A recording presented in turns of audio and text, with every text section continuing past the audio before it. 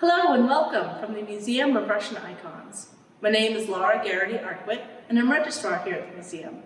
Today I'd like to take a minute and talk to you about icons of the Mother of God. In the Orthodox tradition, there are over 450 different ways to paint the Mother of God. There are 5 main types. Today I'm going to talk to you about 3 of them. Starting with the tenderness type. This is one of the icons that's most recognizable in Western culture. And these icons, mother and son, are cheek to cheek. Often his arm is wrapped around her neck in a loving embrace, and the child gazes into his mother's eyes. Sometimes you see that the Mother of God looks out at the viewer with a sad or somber expression. It's believed that the Mother of God grew up in the temple studying scripture and understood the life that her son was destined to live and the trials set before him. A second type of Mother of God icon is a registrar, or way shower. And these icons, the mother holds the son slightly apart from her and gestures to him with her hand, as if to say, "Follow my son." The child holds a scroll in one hand and gives a blessing with the other. If you look closely at the child's face, you'll see that it is not the face of a child.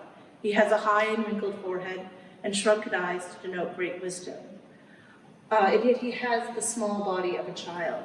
It's not that the iconographers didn't know how to paint a child, but rather they were attempting to give a very important Christian message through their art. They're trying to depict the duality of Christ, Christ being both human and divine at the same time. So human in that he was fully dependent on his mother, and divine in that he always had this great wisdom. As Mother of God of the sign. And these icons, the Mother of God is in the Aranta, or prayers pose. And in a rounded mandorla, symbolizing her womb on her chest, is the Christ child. Just like in the registrar types, he offers a blessing and holds a scroll, and he has the aged face denoting his great wisdom. Oftentimes you'll see a cherubim and a seraphim on either side of the Mother of God. This icon here celebrates a miracle associated with the icon of the Mother of God of the sign.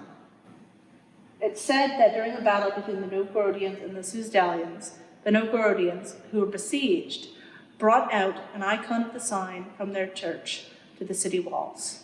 It was struck by a Suzdal arrow.